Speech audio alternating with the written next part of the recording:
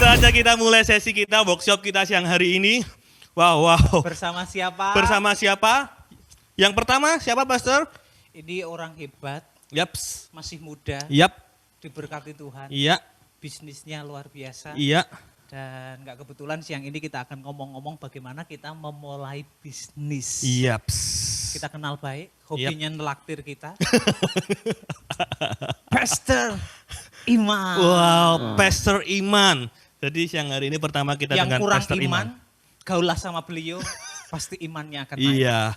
Lalu yang kedua, kita akan bersama juga dengan Pak Rian Jowena. Beliau seorang Orang yang hebatnya Tuhan. luar biasa. Dia dipakai Tuhan dalam marketplace, jadi berkat buat orang-orang, buat gereja, buat banyak hal. Kisah hidupnya saya nggak cerita sekarang, tapi biar beliau sendiri yang cerita karena lebih empuk kalau Yes. dia yang cerita ya. Salah satu pebisnis sukses Yaps. dari Jakarta Jakarta Christ Community Church. Yes, oke, ready semuanya siang hari ini. Bisa nggak beri tepuk tangan untuk Pastor Iman dan Pak Rian? Bisa Oke. tepuk tangan secara virtualnya. Woi, Kita kemon waktu sambut dan beliau berdua. ruang kami berikan Persilakan. kepada Kok Iman hamba-hambanya. ya? Luar biasa. Kok Iman, kemon. Silahkan.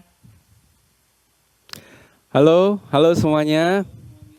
Apa kabar? Semua sudah rileks ya, tadi sudah nari India semua nih ya, begini-begini ya.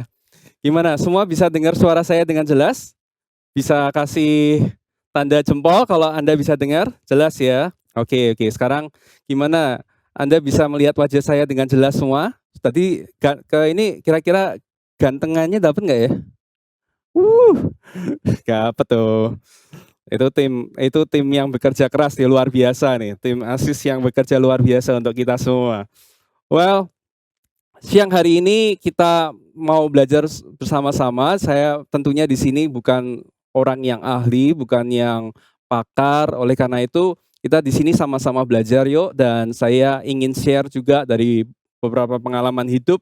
Dan saya percaya bahwa di tengah-tengah situasi yang kurang nyaman bahkan, seperti sekarang ini, kita ini bisa melakukan hal-hal yang luar biasa bersama Tuhan. Nah, sekarang saya ingin kita bersama-sama lihat di PowerPoint saya yang pertama, di slide yang pertama, itu menunjukkan bahwa workshop ini tentang small steps, anak muda dan pandemi. Nah, saya percaya bahwa kita semua mengalami, walaupun kita di perahu yang berbeda-beda, tetapi kita mengalami badai yang sama. Nah, mungkin pada siang hari ini saya ingin buka dengan sebuah pertanyaan yang mendasar begini. Apakah Tuhan Yesus itu mau supaya anak-anak muda, terutama di masa pandemi seperti ini, untuk kita ini jadi orang-orang yang berhasil, bertampak, dan powerful di marketplace? Nah, saya ingin supaya kita belajar dari fakta-fakta sejarah dari pelayanan Tuhan Yesus untuk menjawab pertanyaan ini. Jadi pertanyaannya sekali lagi, apakah Tuhan Yesus saat ini ingin anak-anak muda itu untuk memberikan dampak untuk menjadi powerful di dalam marketplace? Mari saya ajak untuk kita mendengarkan beberapa fakta dari pelayanan Tuhan Yesus.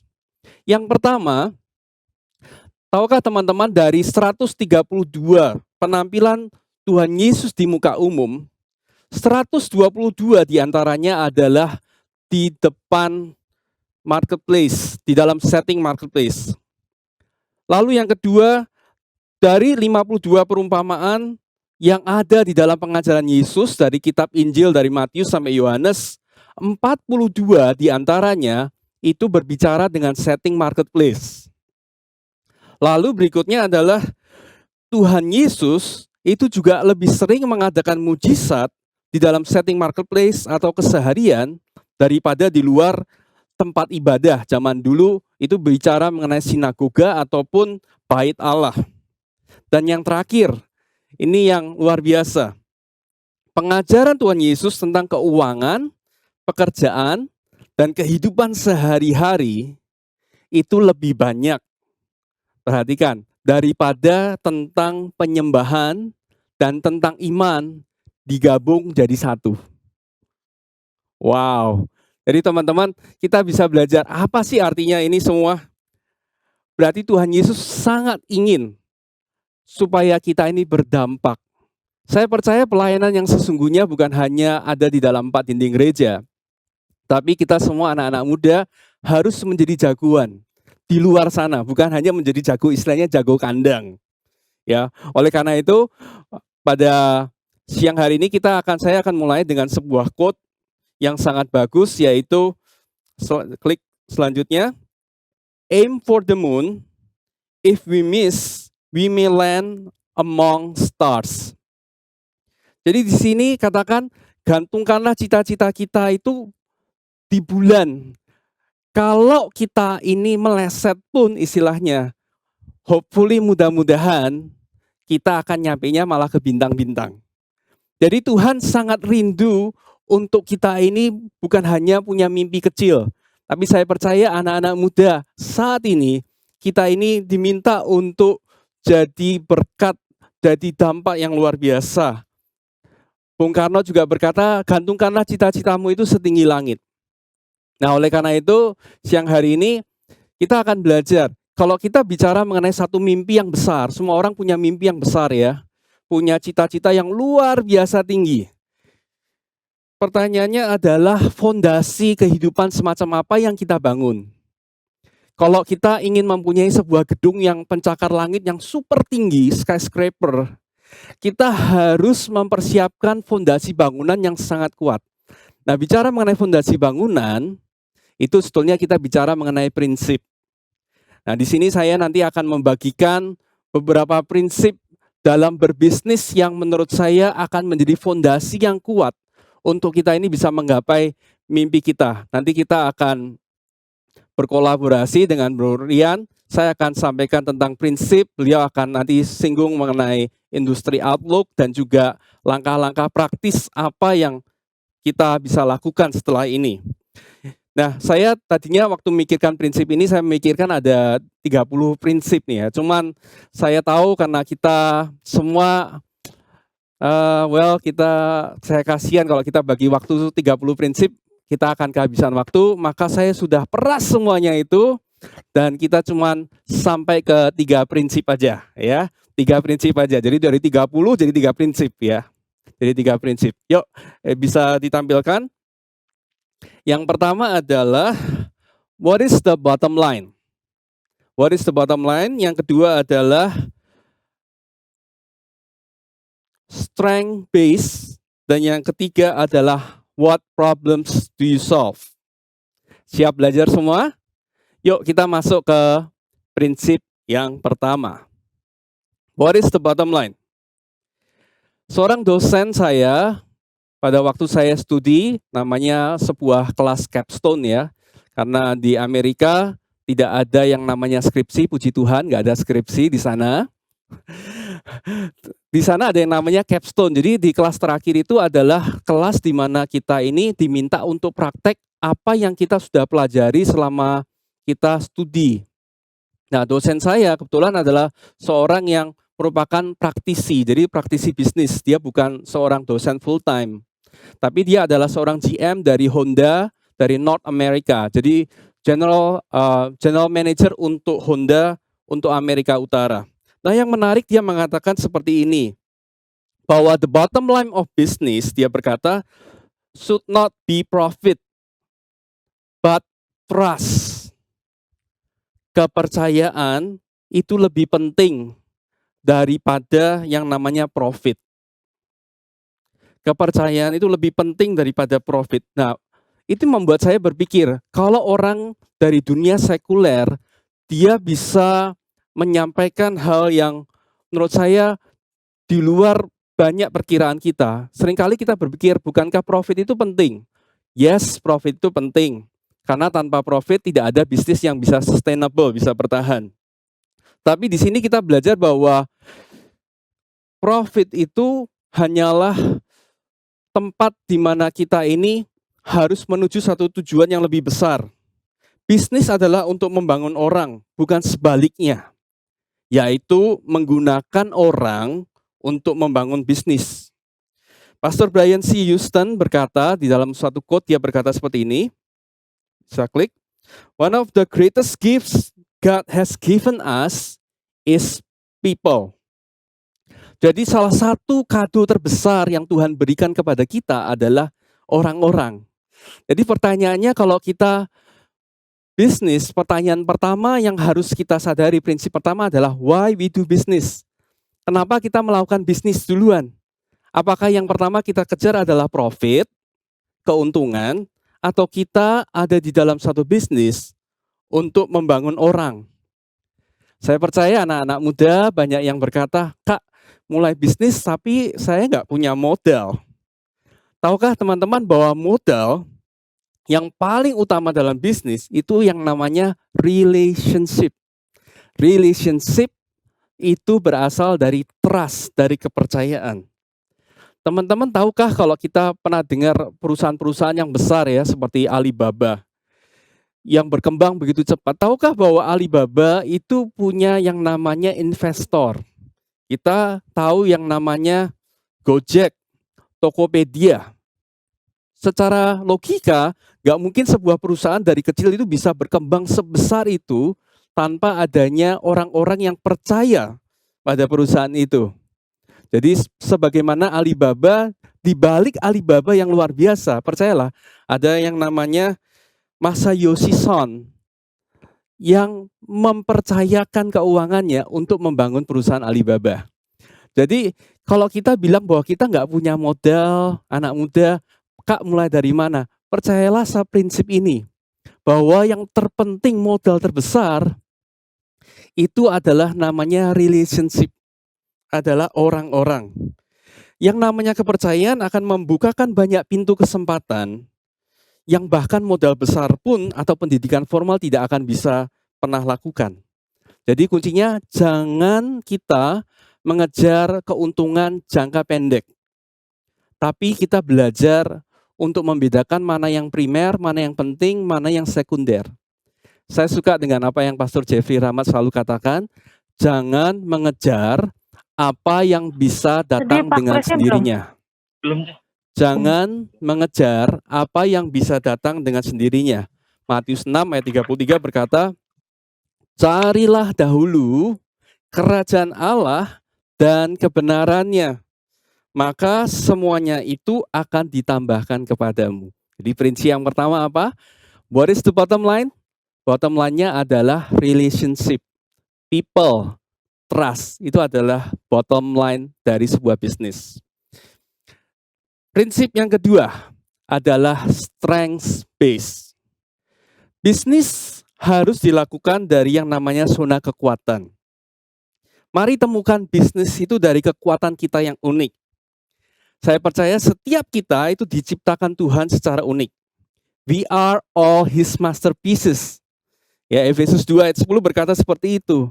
Oleh karena itu, kesalahan utama anak-anak muda, kesalahan utama kita seringkali adalah kita ini mudah untuk namanya membandingkan diri. Membandingkan diri itu sama dengan menghina pencipta kita. Saya berharap poin ini betul-betul nancep ke hati kita. Membandingkan diri itu sama dengan menghina penciptaan kita.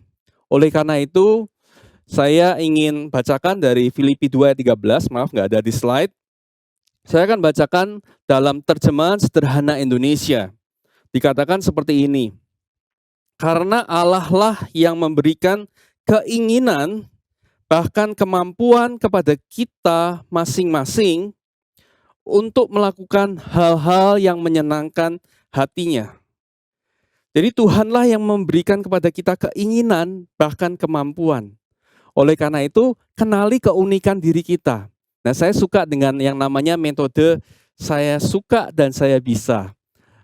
Coba klik di slide berikutnya, saya ingin merekomendasikan teman-teman untuk Anda bisa cari bukunya, namanya Strength, Integrity, and Purpose, dikarang oleh seorang teman saya, yaitu Pastor Ari M. Wibowo. Mas Ari M. Wibowo ini, dia menceritakan di buku itu bagaimana setiap dari kita itu harus menemukan kekuatan kita.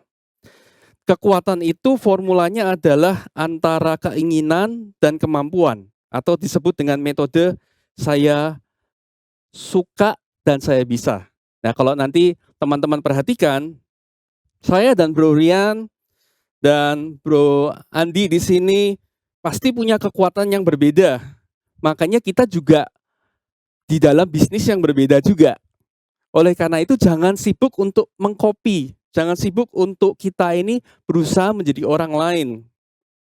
Makanya nanti di salah satu poin yang penting adalah kita harus belajar yang namanya kolaborasi. Nanti akan dibahas sama Bro Rian lebih lanjut. Sebuah quote, klik, dikatakan you are born original, don't die as a copy. Sebelumnya, you are born original, don't die as a copy. Artinya keputusan ada di tangan kita masing-masing. Fokuslah untuk mengenali diri kita dan God-given talents di dalam diri kita. Saya suka apa yang seorang Albert Einstein katakan. Ya, Albert Einstein adalah saudara dari saudara Albert Dwi Saputra. Oke? Albert Einstein berkata begini, seekor ikan akan merasa bodoh seumur hidupnya kalau dia disuruh manjat pohon. Seekor ikan akan merasa bodoh seumur hidupnya kalau dia disuruh memanjat pohon. Jadi artinya teman-teman, mengenali diri dan kekuatan adalah proses yang kita lakukan seumur hidup. Temukanlah dan hidupilah sedini mungkin. Bagaimana caranya? Saya kasih tips singkat ya. Caranya adalah selalu memberikan diri kita untuk melayani orang lain. Kalau teman-teman yang ada di dunia IT tentu tahu bahwa komponen paling mahal, paling penting di dalam dunia IT adalah yang namanya server. Pernah dengar istilah server? Server itu adalah komputer yang paling mahal, yang paling canggih. Karena server itu fungsinya adalah untuk melayani network yang lain. Jadi yang kedua, poin yang kedua, prinsip yang kedua adalah strength base. Kenali kekuatan kita, baru kita bisa memulai sebuah bisnis dari kekuatan kita. Yang ketiga, prinsip yang terakhir adalah what problems do you solve? Persoalan apa yang kita selesaikan, yang kita berikan solusi. Dalam Kejadian 1 ayat 2, saya suka di dalam versi NASB, dalam New American Standard Bible, dikatakan bahwa the Spirit of God was hovering over the surface of waters. The Spirit of God was hovering over the surface of waters. Pada saat dunia dijadikan, dikatakan bahwa alam semesta ini di dalam keadaan yang kacau balau, di dalam kegelapan. Nah, percaya atau tidak, situasi seperti saat ini adalah seperti di dalam kegelapan. Roh Allah melayang-layang. Jadi melayang-melayang itu istilah pakai apa ya bahasa Jawa? Muter-muter ya. Muter-muter di atas permukaan air. Nah, saya percaya justru begini. Justru di tengah kegelapan, semakin gelap, disitulah kesempatan kita untuk semakin bersinar. Seharusnya kehidupan kita anak-anak muda harus semakin bersinar. Saya ingin anak-anak muda tangkap ini, bahwa setiap krisis itu sama dengan kesempatan. Setiap krisis adalah kesempatan. Saat ini kalau kita bicara mengenai COVID-19, tahukah saudara kalau ada orang yang bisa menemukan namanya vaksin dari COVID-19, saya berani jamin bahwa dia akan sangat-sangat dicari dan sangat-sangat dibayar mahal. Oke, boro-boro kita nggak usah ngomongin vaksin ya. Kita ngomongin soal jamu, empon-empon, bagaimana meningkatkan imunitas tubuh. Tahukah bahwa produk-produk itu, jasa seperti itu, sekarang adalah produk-produk yang penjualannya sangat amat menanjak. Dari bidang kesehatan, dari bidang makanan, itu adalah hal-hal yang luar biasa. Nah, bicara mengenai produk, bicara mengenai problem yang kita solve, saya akan memberikan contoh ya. Pada dasarnya kalau kita bicara mengenai produk atau jasa, waktu kita memikirkan bisnis, ada dua hal yang harus kita consider, harus kita pikirkan.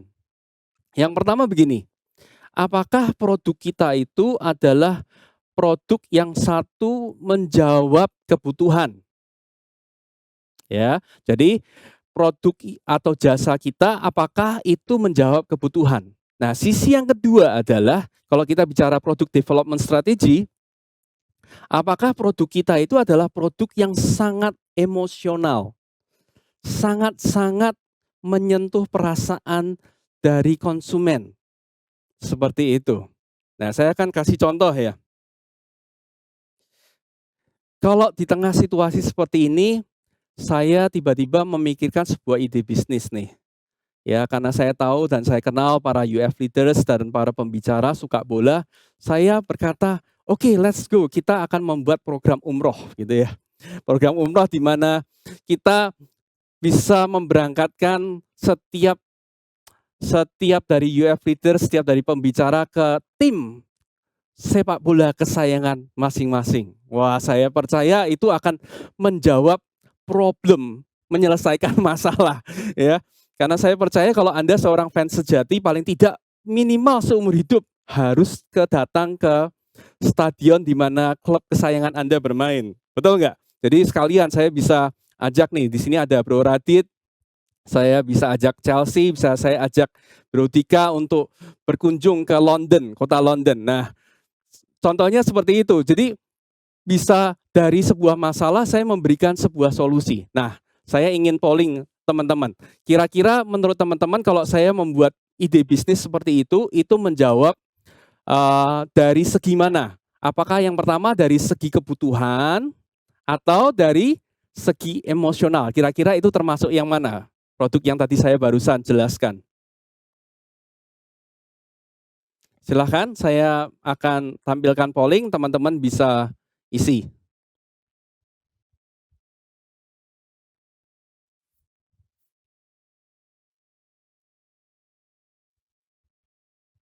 Wus, loh. Oh, baru masuk. Ya. Ya, ya. Ya. Wah, sebagian besar berkata sisi emosional ya. Terus angkanya baru terus masuk. Wah, ada yang menjawab dari sisi kebutuhan ya. Jadi datang ke tempat stadion tim kesayangan adalah kebutuhan gitu ya. Ya, ini mungkin teman-teman berkata, iya Kak, harus. Tenang, slow down ya. Ngomongnya nggak usah ngegas gitu ya. Itu kelihatan banget bahwa apa? Bahwa itu Anda jawabnya aja sudah sangat emosional gitu ya. Sangat emosional. Jadi kita tahu bahwa contoh yang saya berikan tadi adalah contoh bahwa kita menyediakan produk, menyelesaikan problem itu dari sisi namanya emosional. Ya, itu baru contoh. Nah, saat ini kita kalau bicara soal ide, produk bisnis ada begitu banyak hal yang kita bisa bermunculan, ada banyak persoalan di dunia ini sehingga nggak akan ada habisnya apa yang kita bisa lakukan. Nah, tapi saya ingin kita masuk ke slide berikutnya, klik. Ideas are cheap, execution is expensive. Ideas are cheap, execution is expensive. Banyak ide keren, banyak pemikiran yang hebat, tapi pertanyaannya adalah apakah itu menjawab kebutuhan yang ada? Nah, saya percaya kalau kita ini bisa menjawab kebutuhan, sekaligus produk kita atau jasa kita itu juga sangat menyentuh secara emosional, itu akan jadi produk yang sangat-sangat luar biasa. Nah, saya kasih contoh ya, buat teman-teman, kira-kira apa nih kombinasi dari menjawab kebutuhan dan juga yang secara emosional dapat. Coba kalau teman-teman pikirkan, kalau Anda berpikir tentang mie instan, kira-kira merek apa yang muncul? Ya, saya percaya jawaban dari mayoritas kita adalah Indomie. Kenapa Indomie? Indomie menjawab kebutuhan, dari segi emosional juga dapat banget. Ya, sekali lagi, banyak ide keren, tetapi pertanyaan apakah itu menjawab kebutuhan yang ada atau persoalan yang ada. Saya ingin kita ingat kalau seorang Yusuf di dalam perjanjian lama, ya Yusuf itu adalah leluhur dari Brother Yusuf Progoyono. So ini informasi buat teman-teman semua ya. Yusuf menjadi orang nomor 2 di Mesir itu bukan karena dia bisa menafsirkan mimpi saja. Dia bukan saja menafsirkan mimpi, tetapi dia bisa kasih solusi kepada Firaun. Dia bisa memberikan plan, satu strategi yang bisa dieksekusi dengan sempurna sehingga Firaun mempercayakan posisi nomor 2 di Mesir kepada Yusuf.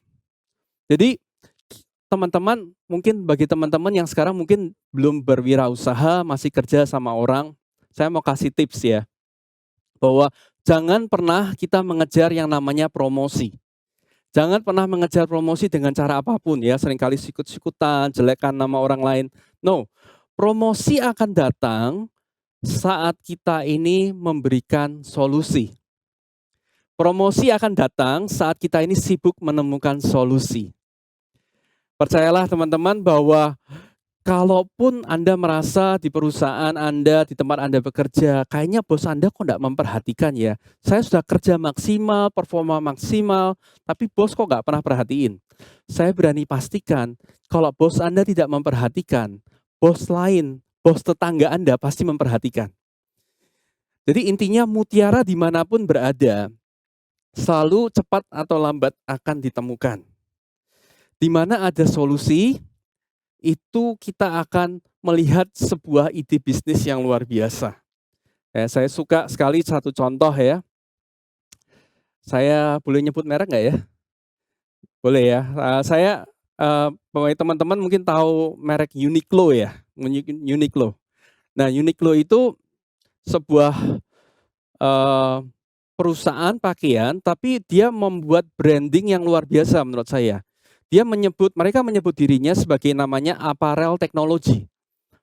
Bukan perusahaan yang fashion, tapi apparel technology. Artinya apa?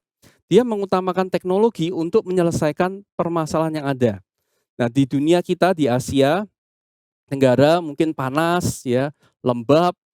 Itu yang namanya teknologi dari produk Uniqlo itu sangat membantu. Dan dengan teknologi yang mereka miliki, mereka membuat bahan-bahan pakaian yang membuat keringat itu cepat hilang. Nah, saya nggak tahu buat teman-teman bagaimana, tapi buat saya pribadi itu merupakan satu produk yang sangat amat menjawab kebutuhan. Ya, jadi dari sini pun kita bisa lihat bahwa di mana kita ini bisa menjawab kebutuhan, itu kita akan menemukan sebuah ide atau sebuah bisnis yang sangat baik. Ya, oleh karena itu sebentar lagi saya sebentar akan alihkan kepada Bro Rian untuk kita bukan hanya sekarang bukan hanya tahu tentang prinsip-prinsip, tapi juga menerapkannya di dalam aplikasi kehidupan yang sederhana yang kita bisa langsung lakukan. Oleh karena itu, saya senang sekali pada siang hari ini kita bisa bergabung bersama Bro Rian. Bro Rian adalah founder dari digital startup logistik, orang yang sangat-sangat pengalaman dalam dunia logistik dalam beberapa tahun terakhir, tentunya di dalam bisnis e-commerce. Dan saya percaya apa yang nanti dia akan sampaikan akan juga menjadi resources yang luar biasa buat teman-teman. Nah, sebelum kita beralih ke Bro Rian, kita ingin supaya teman-teman bisa mengisi sebuah polling sekali lagi, supaya kita tahu nih, kira-kira teman-teman ada di stage mana, ada di tahap mana, supaya kita bisa dengan lebih tepat untuk membantu kalian. Silahkan.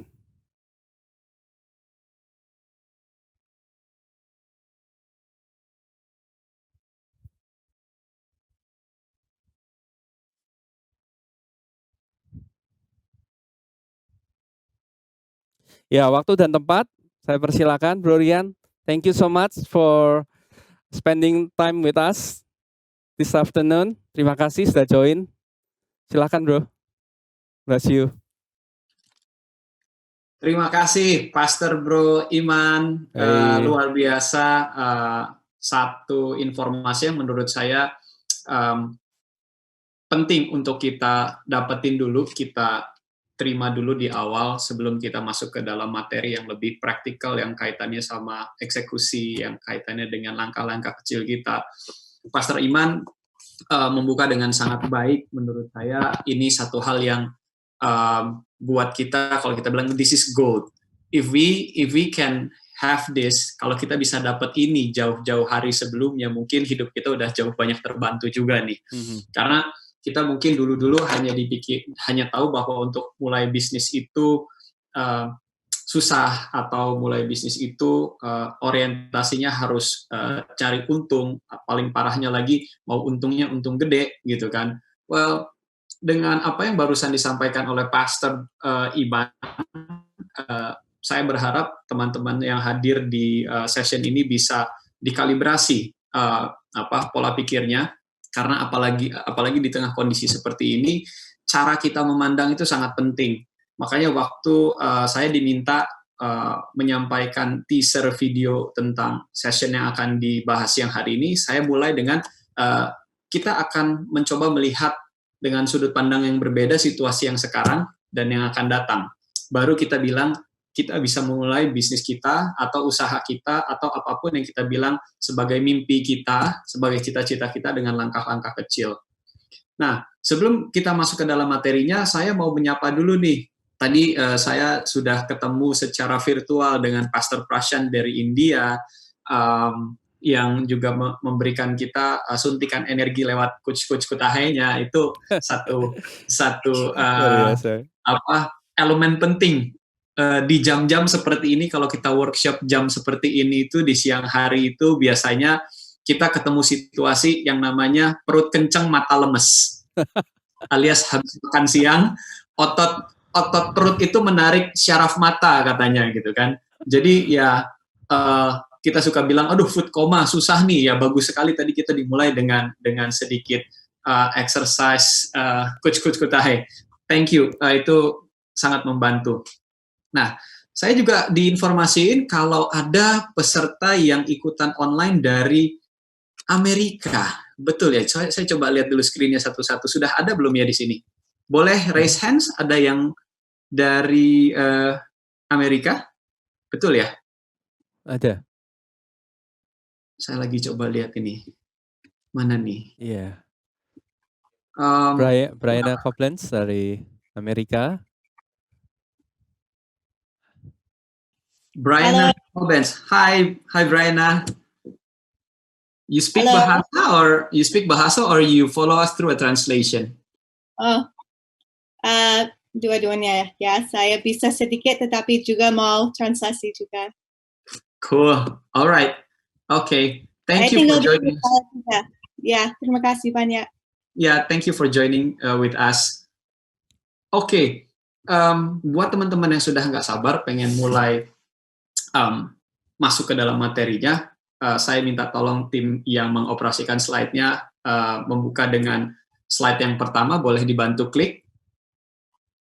Nah, judul ini terus terang menarik perhatian saya waktu saya pertama kali diminta untuk berbagi di sesinya UF Experience Online ini. Kenapa? Apalagi kaitannya dengan small business. Saya ini banyak menghabiskan waktu di dunia korporat dari awal saya kerja sampai 15 tahun terakhir, di mana dunia saya itu selalu dengan company-company yang latar belakangnya sudah global company. Tapi semakin kesini saya semakin tertarik dengan bisnis kecil, terutama entrepreneurship, sehingga di 5 tahun terakhir ini saya ada di ranah atau di area bisnis kecil atau perusahaan rintisan atau nama bekennya di Indonesia mungkin atau di tempat lain juga kita bisa kenal dengan sebutan startup company. Nah, startup company ini apa? Ya, basically semua perusahaan atau bisnis kecil yang baru dimulai adanya di tahapan startup company secara kategori. Atau bahkan juga sekarang yang menariknya, company besar lagi mencoba mengadop kultur startup company atau company kecil karena dinilai startup company itu punya semangat atau daya juang yang cukup bagus yang sudah hilang ketika company sudah mulai menjadi besar. Nah, situasinya jadi menarik lagi ketika tren ini semakin besar dan banyak orang yang nyemplung ke area entrepreneurship melalui jalan startup company ini, tetapi banyak yang berambisinya kurang tepat atau salah karena berpikirnya ingin langsung cepat besar, ingin langsung cepat dikenal, ingin langsung cepat punya valuasi yang tinggi tanpa memikirkan bagaimana memulainya dan apa sih yang mereka kontribusikan terhadap market yang ingin dimasuki. Nah, kondisi berubah lagi di awal tahun ketika kita tahu ada pandemi pertama keluar dari negeri tirai bambu dan turun ke wilayah Asia Tenggara, termasuk di negara kita yang kita sama-sama kenal, kita kena pandemi COVID-19. Nah, kalau kita lihat, klik slide berikutnya, diklik boleh. Corona, kalau kita lihat, Corona ini punya daya destruksi yang cukup tinggi. Kalau kita lihat, hampir semua bisnis yang ada di 40 jenis bisnis ini, kita bisa confirm bahwa ya ini bisnis-bisnis yang terkena dampaknya COVID-19. Nah, kalau kita lihat, apakah kita juga mungkin salah satunya ada yang termasuk di dalam list bisnis yang terkena dampak ini, ya kita tidak bisa banyak berbuat apa-apa sampai kita nomor satu memastikan bahwa kesehatan kita dulu yang utama. Nah, di tengah pandemi seperti ini, kalau kita bilang, oke, kita pengen survive, nomor satu yang harus kita pastikan kita survive itu apa sih? Bukan dari sisi bisnis, keuangan, dan yang lain-lain. Nomor satu, karena ini awalnya adalah pandemi yang kaitannya sama penyakit, jadi ya nomor satu kita harus survive secara kesehatan dulu, baru kita bisa berpikir tentang bagaimana membangun bisnis. Karena tanpa itu semua, apapun yang akan kita coba bangun, akan sangat sulit untuk dijalankan. Nah, kita lihat dari 1 sampai 40, mungkin kita bisa lihat banyak bisnis-bisnis yang di sekeliling kita berdampak, mulai dari bisnis-bisnis yang kaitannya dengan restoran, terus bisnis yang berkaitan dengan kegiatan-kegiatan di luar rumah, atau banyak budaya-budaya yang berubah gitu pada saat pandemi ini terjadi. Contohnya, budaya kita berjabat tangan, setiap hari Minggu kalau kita pergi ke gereja kita bisa bersalaman, kita bisa high five dan yang lain-lain, sekarang kita harus menggantinya dengan salam yang berbeda. Bahkan yang paling ekstrim, cara orang untuk dibawa ke dalam kubur untuk beristirahat pun drastically shifting, berubah dengan sangat signifikan. Kita tahu seberapa kompleksnya kondisi itu, dan kita sering lihat di televisi bahwa kondisi ini memang sangat-sangat menyedihkan dan bikin kita jadi harus berpikir gimana nih ke depannya, apakah ekonomi akan semakin baik atau tidak. Ini yang terus ada di pikiran, bahkan bukan hanya kita, tetapi juga pemerintah kita memikirkan hal tersebut. Klik.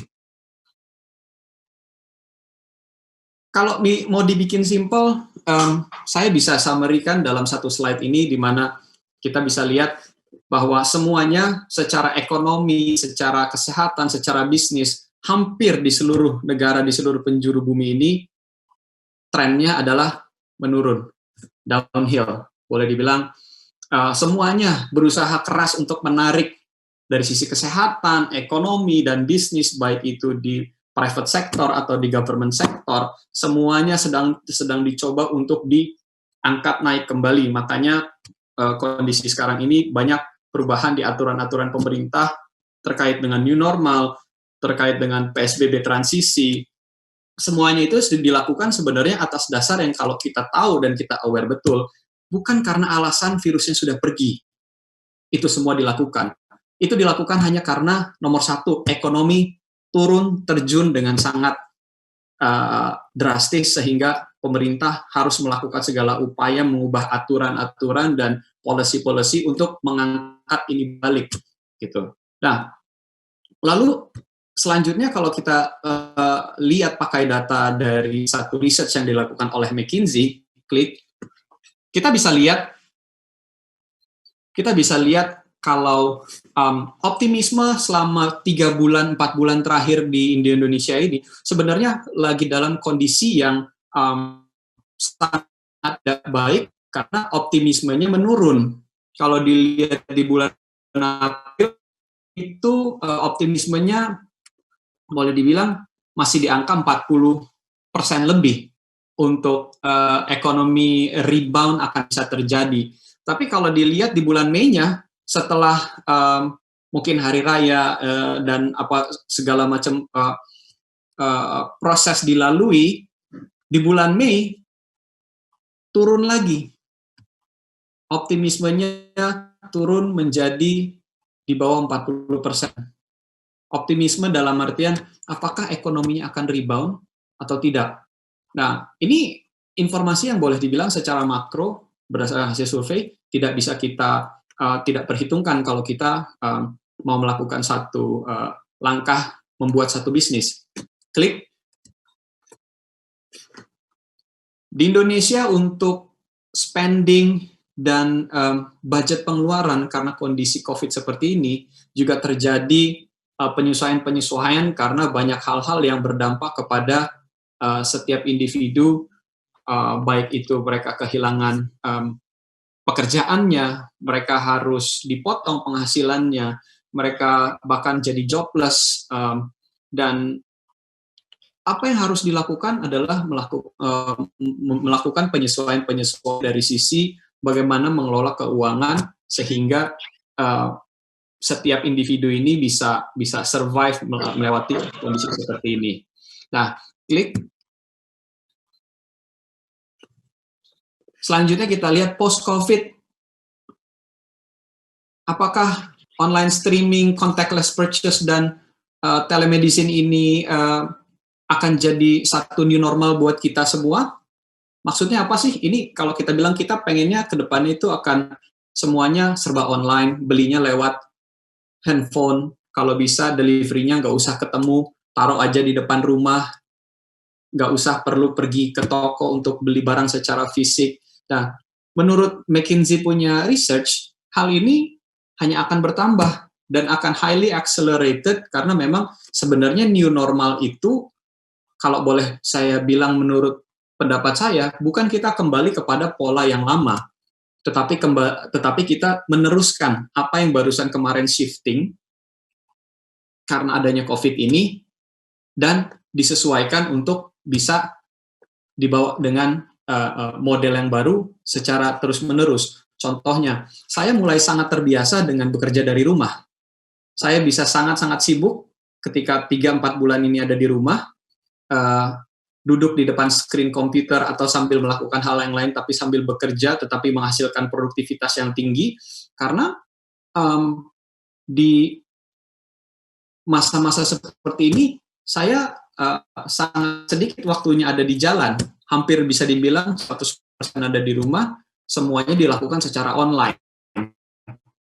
Nah, seperti ini tentunya klik memicu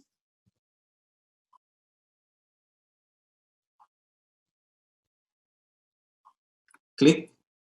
Hal ini memicu satu tren yang bermunculan akibat kondisi ini. Salah satunya kita bisa lihat yang naik karena adanya stay at home ekonomi, ada juga ada yang naik, ada yang turun.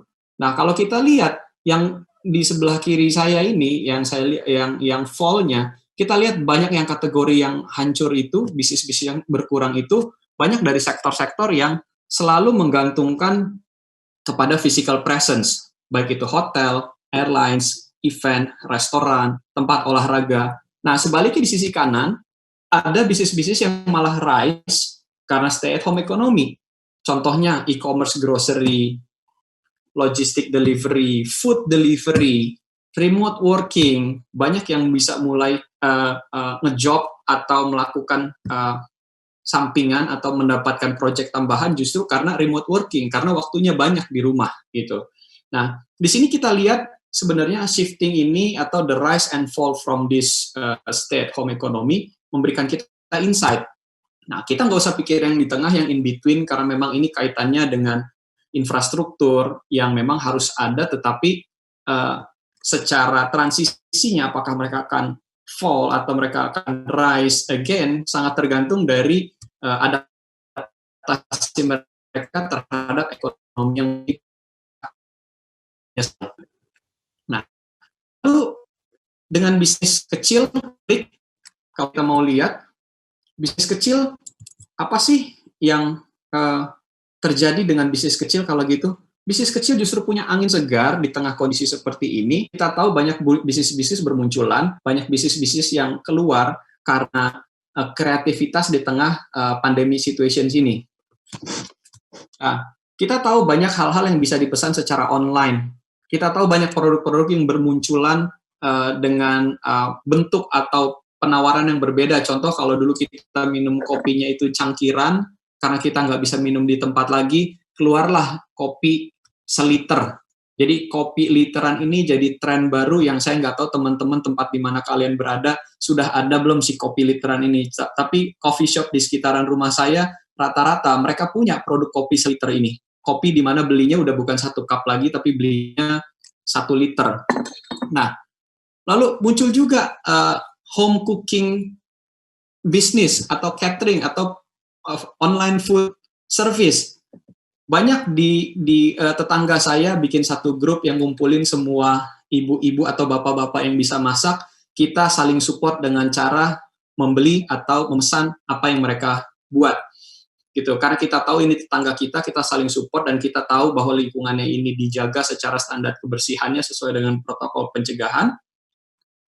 Kita coba saling support satu dengan yang lain.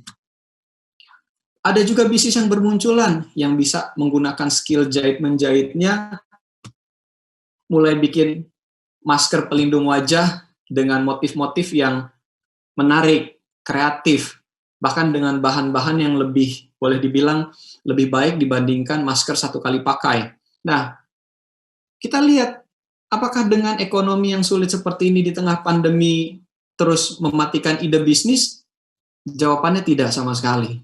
Apakah cara pandang kita juga setelah mendengar apa yang saya sampaikan ini masih sama sebelumnya bahwa bisnis itu nggak bisa dimulai di tengah krisis? Saya yakin sudah beda. Kenapa? Justru di tengah krisis banyak sekali peluang bisnis yang bisa kita mulai lihat dan kita mulai cermati apakah kita bisa melakukan hal-hal tersebut atau tidak. Gitu. Nah, di tengah kesulitan dengan banyaknya problem, justru sama dengan banyaknya potensi bisnis yang bisa dilakukan untuk kita semua. Asalkan kita mau melakukan nanti hal-hal yang akan kita bahas, bagaimana sih memulai langkah-langkah tersebut, ya kan? Apa sih yang perlu dilakukan? Klik. Hal yang penting di tengah kondisi seperti ini, sebenarnya saya mau bahas satu elemen penting yang kita sering bilang di dalam sebuah bisnis itu business agility, atau kalau kita bilang kelincahan kita.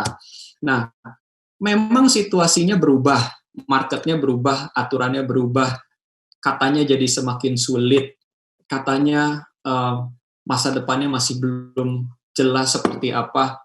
Tapi kita anak-anak Tuhan seharusnya punya kelincahan yang berbeda dan punya satu cara pandang yang berbeda dan punya satu keberanian yang berbeda karena Tuhan ada sama-sama kita. Dan kita punya satu kelincahan atau agility, itu merupakan satu berkat atau gift atau karunia yang Tuhan berikan kepada kita supaya kita bisa menavigasi dalam kehidupan kita dengan baik. Nah, kenapa nggak pernah atau nggak berani kita pakai? Karena mungkin cara pandang kita selama ini salah. Kita berpikir, lagi sulit kayak gini, jangan mulai bisnis. Ini kan situasinya susah, lu mau bisnis apa? Gimana mulainya? Ntar kalau nggak berhasil gimana? Nah, pertanyaan-pertanyaan yang mengakibatkan mental block seperti itu sebenarnya harusnya dihindari. Kita harus berpikir bagaimana kita harus tetap bergerak, kalau bisa tetap lincah, kita harus lakukan itu. Jadi agility itu merupakan satu aset buat kita. Bayangin kalau kita ini punya kelincahan dalam bermanuver di tengah kondisi sulit seperti ini, mau ini PSBB atau lockdown diperpanjang pun, sebenarnya kita bisa punya segudang solusi atau jawaban yang bisa jadi potensi bisnis. Setuju ya? Karena apa yang kalau kita lihatnya negatif, ya semua ide atau bahkan semua karunia yang Tuhan telah titipkan di kepalanya kita nggak keluar. Kenapa? Karena caranya kita melihat situasi create mental block gitu. Next, klik. Sekarang pertanyaannya untuk kita semua, kenapa kita mau melakukan sebuah bisnis? Kenapa kita mau memulai sebuah bisnis? Pastikan kalau saya lihat dari topologi teman-teman yang ada di sini nih, range usianya range yang ada di usia produktif, ya kan? Usia-usia yang lagi penuh dengan energi, lagi penuh dengan segudang mimpi dan ambisi, nggak ada yang salah dengan itu. Tapi pertanyaannya gini, di tengah kondisi seperti ini, why do you want to start a business? Ya kan? Kalau buat saya, jadi orang yang ditanya oleh pertanyaan itu, jawaban saya ini, klik. Because the future is bright. Masa depan yang ada di depan saya itu cerah. Kita perkatakan masa depan kita karena Tuhan ada sama-sama kita berani berkata bahwa masa depan kita itu cerah. Tapi kita juga harus realistis dengan kondisi seperti ini, atau bahkan kondisi nggak krisis pun, kondisi tidak dalam kondisi pandemik pun, kita punya mimpi yang besar, semuanya harus dilakukan dengan langkah yang kecil. We have to start small. Even though the future is bright, but you have to start small. Klik. Small is a new big. Saya suka quote ini. Seth Godin adalah salah seorang pakar marketing, orang yang membesarkan namanya Yahoo dari angle marketingnya, orang yang pemikiran-pemikiran marketingnya sangat banyak dipakai oleh semua professionals. Dia bilang, ini selalu, pertama kali saya dengerin sekitar 10 tahun lalu di beberapa bukunya dia di awal-awal, dia bilang, small is a new big. Jadi kalau misalkan ada yang berpikir bahwa sesuatu yang big itu keluarnya langsung big, udah pasti salah aja gitu. Kenapa? Sesuatu yang baru, apalagi baru dilahirkan, pasti mulanya kecil. Awalnya pasti kecil. Kalau nggak percaya, itu juga terjadi secara fisik, secara biologis. Ketika kita dilahirkan, kan kita nggak langsung dalam ukuran yang seukuran bayi seumuran 3 atau 5 tahun. Kalau itu terjadi, berarti ada ketidaknormalan. Nah, penting untuk kita setuju dulu bahwa small is a new big. Karena kalau kita bilang the future is bright, everything have to be big, yeah, but you have to start small. Kenapa? Nanti saya akan jelaskan secara praktisnya kenapa kita harus mulainya kecil. Klik. Prepare your plan. Kalaupun kita anak-anak Tuhan punya segudang ide dan punya keberanian yang sangat-sangat tinggi dan punya nyali yang sangat-sangat besar, menurut saya bukan berarti semua yang ada di kepala kita itu harus dieksekusi sekarang tanpa dipikirkan atau tanpa direncanakan. Nah, yang paling penting dalam perencanaan adalah tidak bisa tidak, we have to involve God.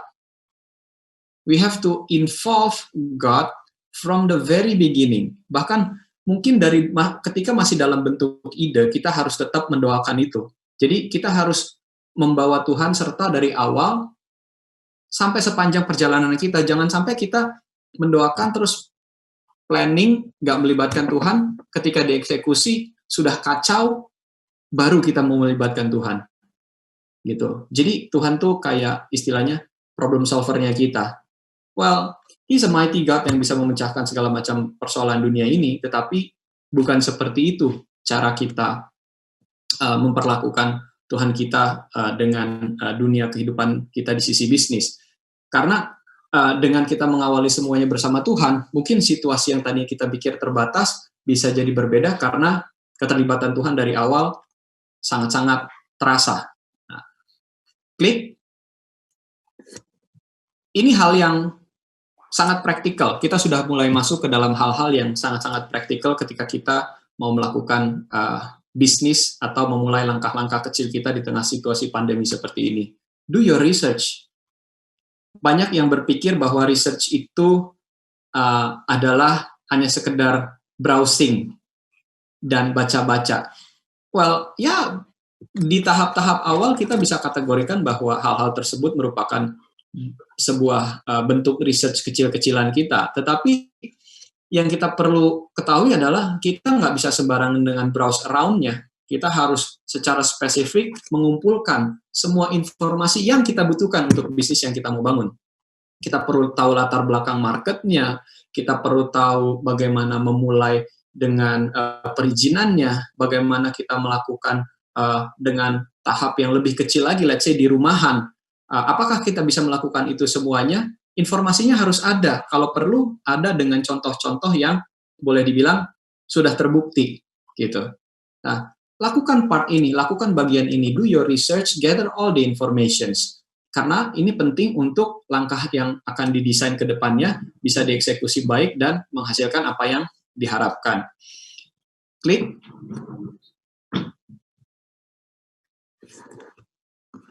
Ini sejalan sekali dengan apa yang tadi Pastor Iman sampaikan. Kalau kita membangun sebuah bisnis, kita harus berdasarkan kekuatan yang Tuhan tempatkan kepada kita seharusnya. Strength-based business itu selalu akan bisa lebih sustainable dibandingkan bisnis-bisnis yang berlandaskan hanya semata-mata tren. Saya ulang ya, strength-based business itu punya chance untuk bertahan lebih besar dibandingkan bisnis-bisnis yang hanya berlandaskan tren. Kenapa? Tren berubah. Kekuatan yang Tuhan tempatkan ke dalam kehidupan kita itu akan selalu ada dan akan bisa semakin baik dan bertambah untuk bisa menjawab tantangan demi tantangan yang market trendnya berubah. Strength-nya akan tetap ada. Gitu. Nah, jadi penting untuk kita mulai mengidentifikasi dalam proses research-nya kita. Tahu nggak sih kita strength-nya apa? Tahu nggak sih kenapa kita punya strength itu ditempatkan ke dalam diri kita? Jadi kita bisa secara komplit mengkonekkan situasinya dengan apa yang ada di dalam kita untuk kita tuangkan menjadi sebuah bisnis yang real. Kita nggak bisa bilang bahwa strength-nya kita itu sepertinya, kira-kira. Enggak, kita harus bisa mengidentifikasi strength kita dengan jelas untuk kita bisa memulai dalam tahap perencanaan kita, dalam research yang kita lakukan, supaya apa yang kita bangun nanti punya dasar yang kuat. Seperti Pastor Iman bilang tadi, kalau kita membangunnya bisnis ini besar, tinggi, kuat, kokoh, fondasinya dulu harus kuat. Salah satunya adalah bisnis ini harus berlandaskan dengan strength dari kita sendiri. Gitu. Nah, klik build the team. Sangat-sangat bagus untuk sebuah bisnis ini ketika di tahap-tahap awal berdiri tidak sendirian. Maksudnya punya tim atau rekan kerja atau partner atau partner mungkin lebih tepatnya untuk bisa bersama-sama membangun. Nah, kenapa? Karena kita tidak punya semua skillnya di dalam diri kita untuk bisnis yang kita mau bangun. Berdasarkan pengalaman saya, ketika kita melakukan pitching atau mengajukan proposal kepada para investor di tahap awal, kalau kita maju sendiri dan kita maju bertiga, itu sangat berbeda dipandangnya. Ketika kita melihat salah satu bisnis diisi oleh 3 individu yang saling melengkapi satu dengan yang lain, secara sudut pandang kita bisa melihat bahwa bisnis ini punya chance untuk survive dan bisa baik karena para pendirinya ini adalah kelompok anak muda, orang-orang yang punya skill yang saling complementing dengan yang lain. Alias gini, bisnis ini tidak dibangun atas kekuatan seorang Superman atau seorang individu saja. Karena kalau sampai seperti itu akan sangat tidak menarik atau sangat berbahaya untuk bisa didorong terus. Saya bukan bilang bahwa seorang pengusaha individu itu nggak bisa sukses. Bukan. Tapi bagaimana kalau misalkan sebuah ini ingin dilakukan dengan proper, perlu adanya sebuah tim, apalagi kalau mau jadi sebuah perusahaan. Ini perlu adanya tim nantinya. Klik. Nah, setelah kita bangun tim, baru deh bersama dengan tim kita boleh nih mulai melakukan pemetaan. Ini saya coba tampilkan satu tools yang boleh dibilang ini kenapa saya tampilkan, karena saya sendiri adalah pengguna dari bisnis model Canvas ini. Ini terus terang isinya hanya sesimpel 9 bagian atau 9 building blocks. area yang kita bisa gunakan sebagai alat bantu untuk mengisi atau mengidentifikasi bisnis yang kita mau bangun. Apa sih yang mau kita coba tawarkan secara value proposition-nya apa sih gitu. Terus di sebelah kirinya kita perlu mengidentifikasi aktivitasnya apa, key resource-nya apa sih kalau kita mau membangun bisnis tersebut. Lalu yang sebelah kanannya kita bisa lihat customer-nya siapa. Kalau kita punya value propositions untuk bisa dibawa ke market, punya nggak sih customer-nya? Ada nggak sih? Gitu. Segmennya seperti apa? Lalu dua bagian yang di bawah kita bicara tentang area finansialnya. Cost-nya itu seperti apa yang sebelah kiri? Nah, kalau cost-nya sudah teridentifikasi, harga jualnya atau revenue-nya ini, pendapatannya, nutupin nggak sih cost structure-nya?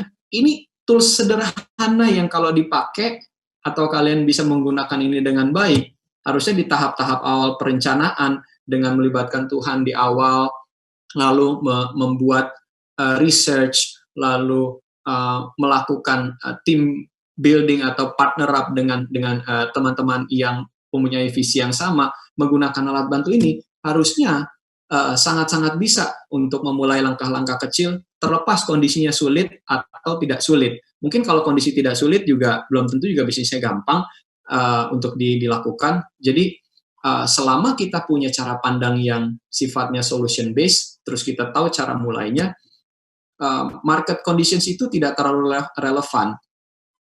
Yang relevan adalah cara kita melihat market conditions tersebut. Gitu. Akan punya dua cara pandang yang sangat menentukan sebuah usaha itu bisa berlangsung dengan baik atau tidak. Karena kalau kita melihatnya negatif, ya ngapain usaha? Tapi kalau kita bilang the situation is bad, it means we have a lot of opportunities. Then kita akan pelan-pelan mengeluarkan ide demi ide untuk bisa dijadikan sebuah bisnis dengan dibantu oleh bisnis tools sederhana, bisnis canvas model seperti ini. Klik. Bisnis model, nah, kita perlu tahu kenapa bisnis model canvas itu penting sih, kalau menurut saya ya.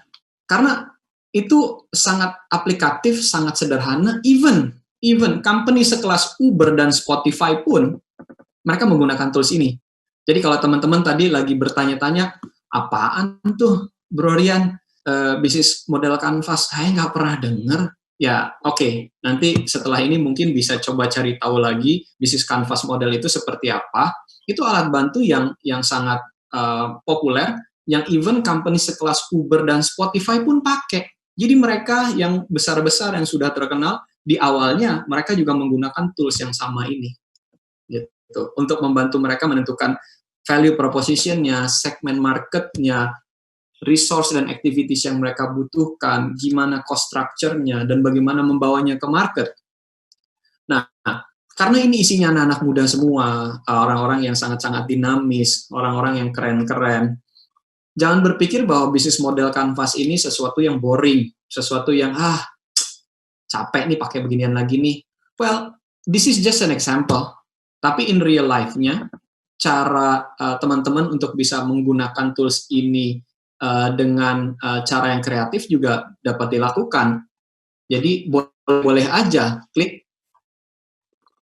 Contohnya, kalau kita lihat bagaimana McDonald's dan Momo Amsterdam ini menggunakan bisnis model canvas ini, jadi kita nggak harus menggunakan dalam bentuk teks ngisi form tersebut, bisnis BMC tersebut. Kita bisa gambar-gambar, kalau ada teman-teman yang sangat kreatif dengan seni juga bisa menempatkan informasi-informasi yang ada di dalam bisnis model canvas area itu dengan bentuk visual, jadi lebih menarik dan lebih semangat untuk didiskusikan. Boleh-boleh aja. Ini hanya template. Cara kita ngisinya terserah kita. Cara kita melihat bisnis tools ini juga sangat menentukan. Kalau kita bilang, it's just a boring one piece of paper, well, ketahuilah, from this one piece of paper, if you feel it right, you can do your business. You can start your business. Tapi kalau misalkan kita menganggap enteng dan menilai, gak usah lah, kita hajar bleh aja gitu ya, nggak ditulis, nggak direncanakan, kita bisa menemui kesulitan kalau seperti itu. Gitu. Klik. Nah, lalu di tengah era teknologi seperti ini, untuk memulai langkah-langkah kecil kita bisa pakai berbagai macam bisnis tools loh. Ini kita udah mulai semakin praktikal ketika kita memulai langkah-langkah kecil kita. Nah, bisnis tools seperti apa sih yang saya maksud gitu? Bisnis tools yang selama ini kalian sudah pernah dengar. Kalau ada yang belum pernah dengar, apa yang akan saya sebutkan di slide berikutnya, nanti tolong Resens kasih tahu itu apa sih, saya nggak tahu, nanti kita akan coba bahas, atau mau langsung tanya, nanti kan kita coba jawab. Nah, klik. Bisnis tools yang selama ini dekat dengan kita. Kita tahu Slack. Ada yang nggak tahu Slack? Ada yang nggak tahu Zoom? Atau nggak tahu WhatsApp? Ada yang nggak tahu Typeform? Mungkin Asana nggak semuanya tahu ya. Typeform, ada yang tahu? Coba lambaikan tangan berapa banyak yang tahu brand-brand bisnis tools ini. Boleh saya lihat siapa yang tahu? Oke. Banyak?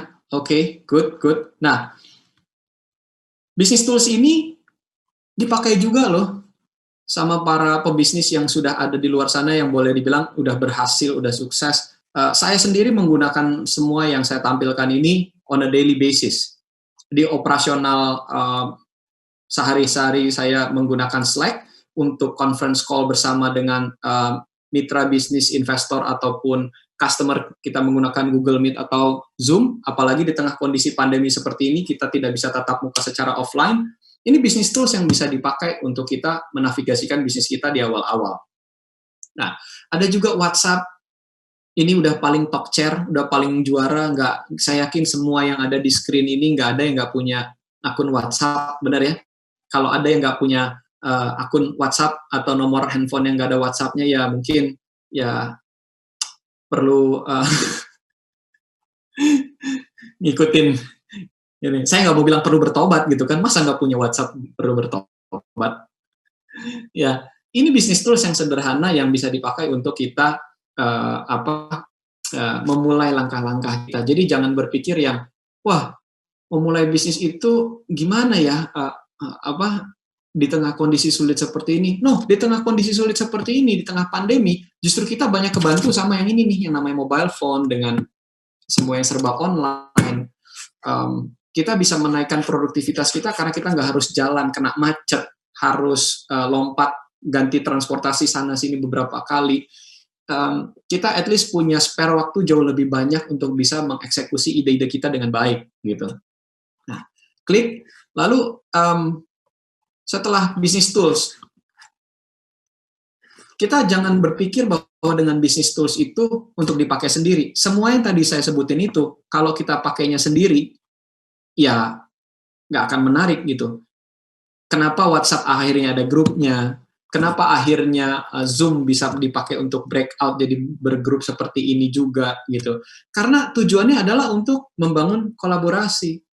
Bayangin situasinya sulit, ya. Katanya dunia. Terus sudah gitu kita banyak alasan untuk memulai, nggak berangkat dari strength base, terus nggak mau kolaborasi.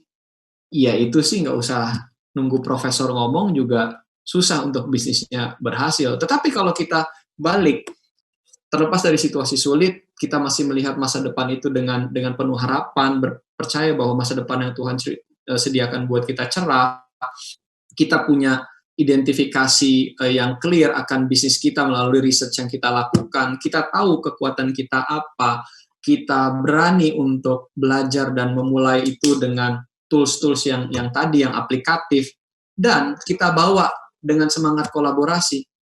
I don't think this is as difficult as what people said sih.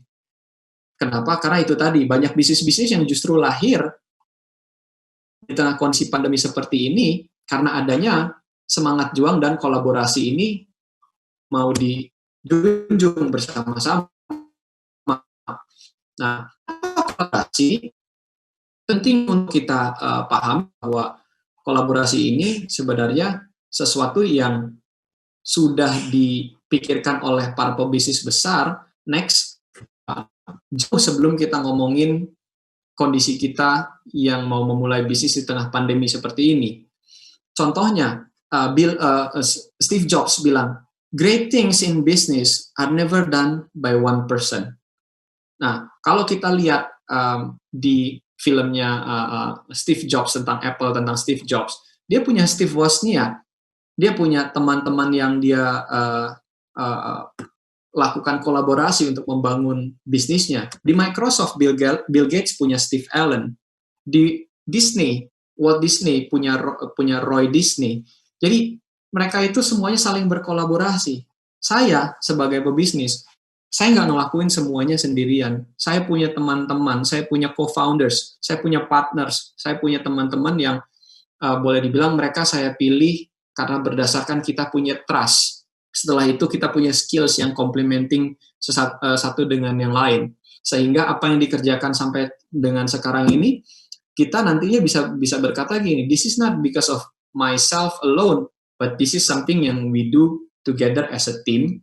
We are doing it because we have same vision, same belief, and we want to make an impact for the society. Nah, kita nggak bisa dengan kondisi seperti ini nggak mau memulai atau memulainya dengan langkah besar dan tidak berkolaborasi. Kolaborasi sangat-sangat penting. Banyak company dan sebuah bisnis yang besar sekarang itu mereka bercerita bagaimana mereka melewati masa-masa sulit melalui kolaborasi. Klik. Nah, kolaborasi sudah pasti dasarnya bukan hanya semata-mata kepentingan bisnis bersama-sama. Kenapa? Yang mendasari kolaborasi yang sehat seharusnya adalah relationship. Tadi saya sedang Pastor Iman membahas ini di awal bahwa relationship itu faktor yang sangat penting karena Tuhan menciptakan kita dalam dunia ini bukan hanya untuk hidup sendiri tapi hidup bersama-sama, dan boleh dibilang your resources itu, kalau kata Paul Scanlon, ya your resources is in your relationship. Saya sering bilang gini, kalau mau menghancurkan sebuah bisnis, nggak usah perlu technical error. Cukup dengan cara nggak usah di-maintain aja tuh customer-nya. Coba deh nggak usah telepon, nggak usah visit, nggak usah temuin, nggak usah sapa, alias nggak bangun hubungan. Tanpa technical error pun bisnis Anda akan hancur. Tapi sebaliknya, ketika kita rajin membangun relationship, kita membangun hubungan yang baik dengan mitra kita, dengan customer, dengan investor, terlepas kondisi sesulit apapun, karena adanya faktor relationship, apa yang sulit jadi gampang. Nah, yang saya maksudkan adalah gini, situasi gampang akan jadi sulit dengan tidak adanya relationship yang bagus, sebaliknya, karena relationship yang bagus, situasi yang sulit jadi gampang. Gitu. Saya ulang ya. Situasi yang sulit dengan good relationship itu jauh lebih baik dibandingkan dengan satu situasi yang bagus tanpa good relationship. Jadi problem without good relationship itu akan sangat susah, tetapi kalau problem dengan good relationship itu akan sangat bisa diselesaikan. Klik. Visualize your plan. Setelah kita melakukan semuanya tahapan demi tahapan, kita mesti bisa melakukan visualisasi. Kenapa? Tanpa ada visual yang clear, kita tidak tulis, kita tidak bisa membaca apa yang kita tulis, otomatis kita akan sangat bahaya untuk mengeksekusinya. Yang saya lakukan adalah seperti ini. Biasanya kalau plan udah jadi, plannya ini akan ditulis. Hasil coret-coretan kita, brainstorming kita di papan tulis, di kaca, dimanapun itu, di kertas, biasanya kita tulis ulang jadi satu bisnis plan yang bagus, lalu kita baca. Kita baca dan kita lihat, oke, mana nih yang bisa kita eksekusi dulu di awal-awal. Apa langkah-langkah kecilnya ya? Kita nggak bisa bilang gini, oke, udah jadi. Gimana kita eksekusinya? Yang mana duluan? Semuanya. Nggak mungkin. Kenapa? Kita cuma punya waktu 24 jam. Dengan kita punya visualisasi terhadap plan yang kita tulis, kalau kita baca benar, pasti akan ada yang namanya schedule untuk mengeksekusi. Pasti akan ada yang namanya tahapan. Ada yang pertama, ada yang kedua, ada yang ketiga. Dan itu harusnya sudah dipikirkan sebelum itu menjadi sebuah visual business plan yang baik gitu. Karena kalau enggak, kita nggak bisa nanti melakukan satu hal penting setelah ini eksekusinya dilakukan, yaitu yang namanya fokus. Klik. Kenapa? Karena dengan adanya fokus, kita bisa mendapatkan apa yang kita harapkan. Dengan adanya fokus, kita bisa mendapatkan apa yang kita harapkan. Seringkali bisnis ini kejadian tidak mendapatkan apa yang mereka harapkan karena mereka losing fokus. Direncanakan nggak? Iya. Dieksekusi nggak? Iya, betul. Tapi di tengah jalan, baru jalan sedikit, lihat tetangga sebelah, kayaknya kita juga bagus deh kalau kopinya itu pakai biskuit, kopinya pakai ini, atau bagus deh kalau misalkan makanannya itu kita hias, bagus deh kalau misalkan maskernya itu kita buat gini. Well, sebenarnya nggak terlalu penting lihat kanan kiri.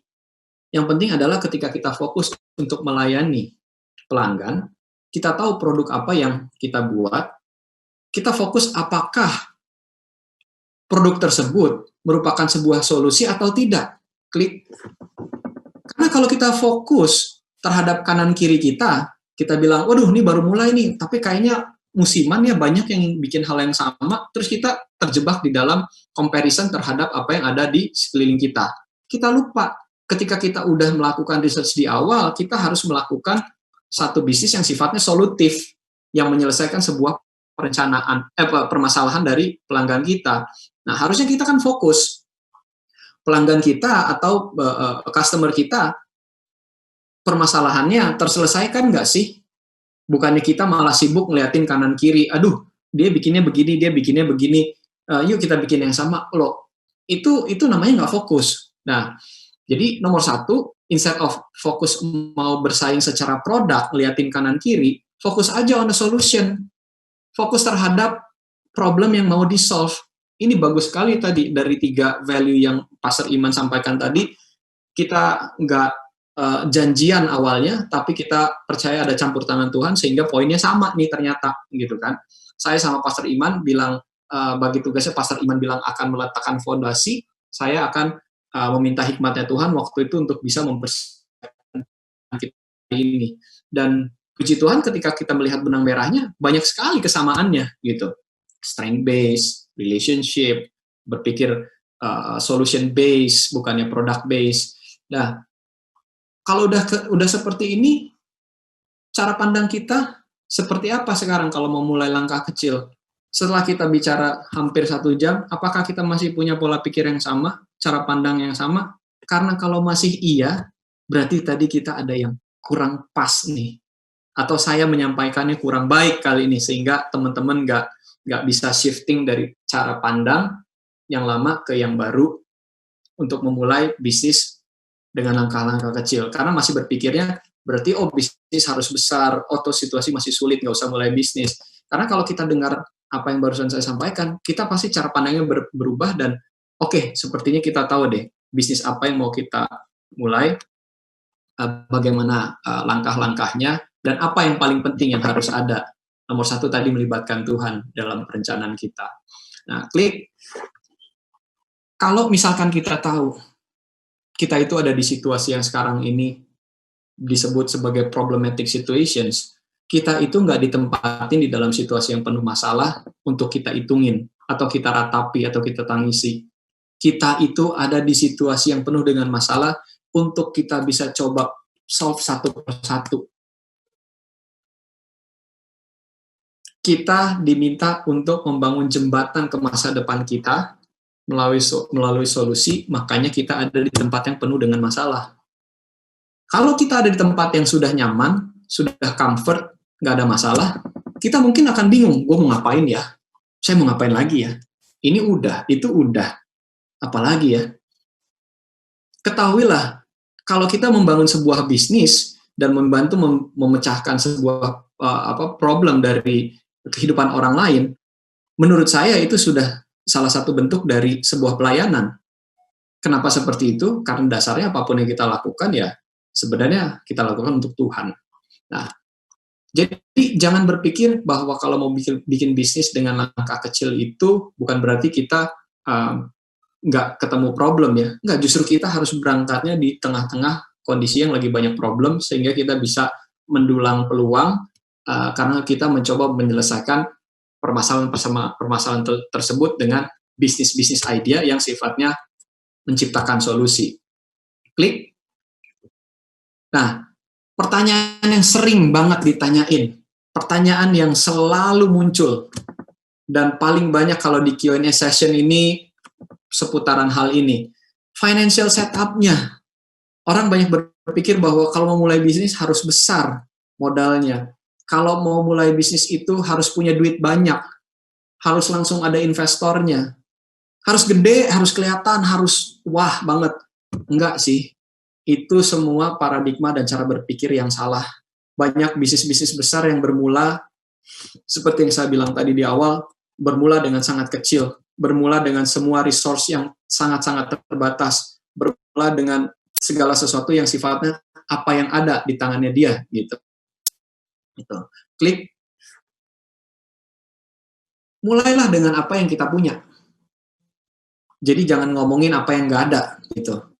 Kalau misalkan nggak punya duit, punya temen nggak sih, gitu? Oh punya. Nah temen mungkin nggak punya duit, tapi dia punya koneksi. Temen nggak punya duit, tapi mungkin dia punya kepintaran. Kita punya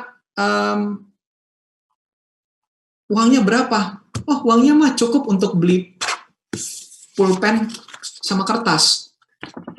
Atau uangnya cukup untuk cuman bisa pakai ke warnet, nyewa internet 2 jam, misalkan gitu ya. Zaman saya masih ke warnet dulu.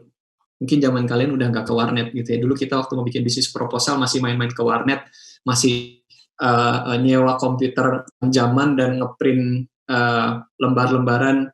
Well, kalian harus bersyukur di era sekarang mungkin nggak harus seperti itu. Nah, use what you have, not what you don't have. Nah, kalau kita berpikir what we have ya, semuanya yang kita pikirkan adalah gini loh. Bentuknya capitalnya, kita lupa. What we have, the most important is we have God. Jadi kalau kita berpikir bahwa kita perlu uang terus kita nyarinya di dunia, kita mungkin mikirnya gini, waduh salah banget nih gue. If I need capital sebagai modal, then number one, what do I have in my pocket? Oh, oke. Punya ini, let's say punya 100.000 rupiah, cukup. Kenapa? Dengan 100.000 rupiah, kalau saya persembahkan apa yang saya akan mulai ini untuk kemuliaan Tuhan, mungkin start small with very small seed will deliver very good impact and very big impact nantinya. Karena nggak semua yang mulai dengan modal besar akan berujung pada sesuatu yang baik. Akan berujung kepada sesuatu yang besar. Saya sendiri pernah mengalami hal-hal yang namanya kegagalan dalam bisnis. Bahkan saya bisa bilang dengan modal besar belum tentu jaminan kesuksesan juga besar. Dan sebenarnya dengan modal kecil bukan berarti juga bisnis tersebut tidak bisa sukses. Kenapa? Karena nggak ada hubungannya. Kecil dan besar secara modal itu menentukan kesuksesan. Bisa tanya sama semua yang sudah sukses dan punya bisnis yang bernilai besar, mereka semua mungkin bilang gini, nggak ada kaitannya sama modal gue zaman dulu. Kenapa? Modal gue zaman dulu itu ya ternilai besar karena ya dulu value of money-nya beda sama sekarang gitu. Sekarang juga buat beberapa orang-orang yang terutama di startup company banyak yang mulai dengan apa yang mereka punya gitu. Bahkan mungkin mereka melakukan sacrifice secara personal untuk bisa memulai dengan apa yang mereka punya. Nah, klik. Karena kalau kita mulai dengan apa yang ada sama kita, ini yang penting. Kita akan menciptakan financial discipline terhadap diri kita sendiri sebagai pebisnis yang baru merintis bisnis. Banyak yang salah dan terjebak karena dikasih duit banyak, dikasih modal, dikasih capital, mereka lupa untuk melakukan disiplin bagaimana memonitor apa yang mereka keluarkan versus progress yang di-deliver. Beberapa demam startup company beberapa tahun lalu menghasilkan satu kondisi market yang nggak terlalu bagus karena dinilai perusahaan-perusahaan startup itu doyannya bakar-bakar duit, tetapi tidak mengarah kepada progres yang bagus dan tidak menciptakan keuntungan, hanya berkedok valuasi saja, tetapi mereka tidak punya financial discipline.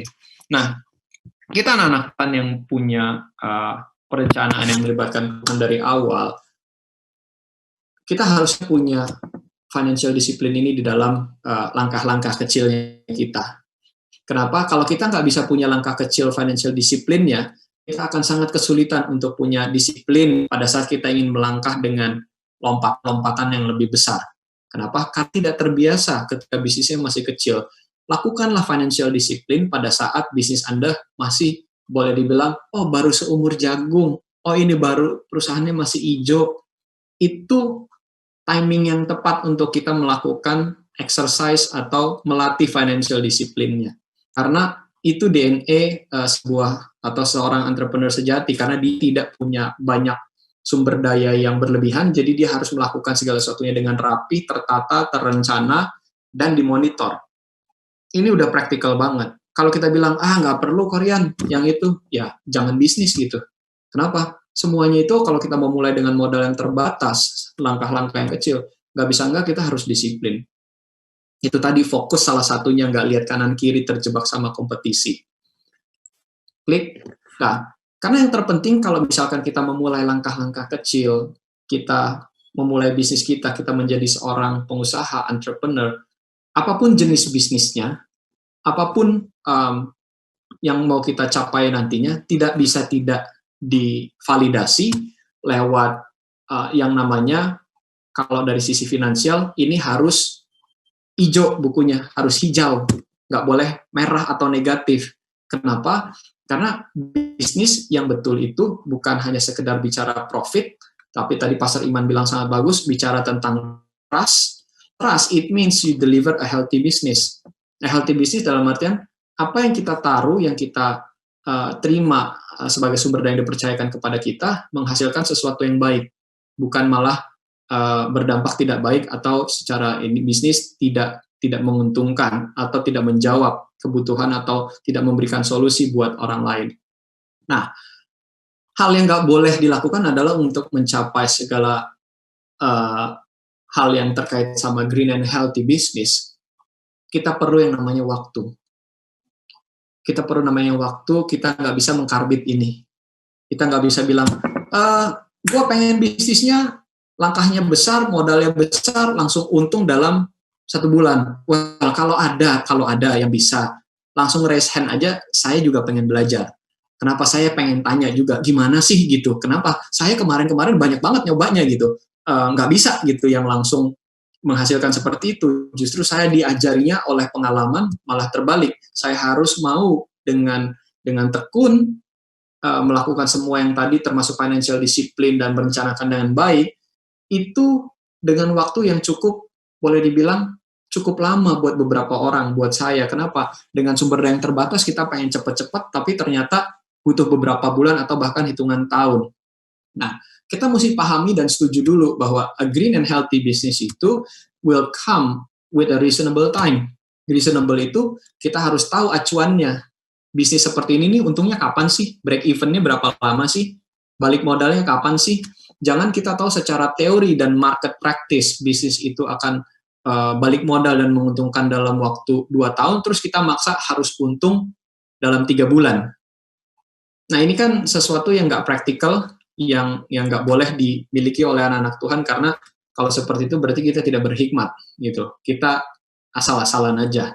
Nah, kita perlu tahu bahwa dengan memberikan waktu untuk bisnis ini bertumbuh dan menjadi sehat, berarti kita juga memberikan waktu untuk diri kita belajar dan diajar sama Tuhan lewat semua prosesnya. Sebuah bisnis dengan small steps will teach you a lesson during the journey. Kalau ada orang yang pengen lompat begitu mulai langsung jadi berhasil dan kaya atau besar, sangat disayangkan adalah dia akan melewati segudang pelajaran dan segudang wisdom from a business yang Tuhan akan berikan, karena itu semua mahal harganya sehingga harus dibayarnya lewat currency yang namanya waktu. Ya, a business lessons for entrepreneur yang very very expensive dibayarnya pakai currency-nya namanya waktu, bukan capital.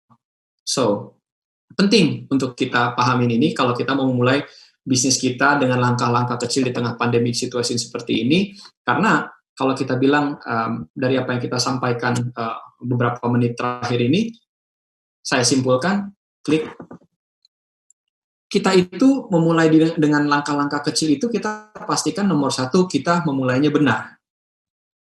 Kita memandangnya dengan value yang benar. And we start with God. Kalau kita bilang, aduh, makanya tadi ditanya, why do you want to start a business?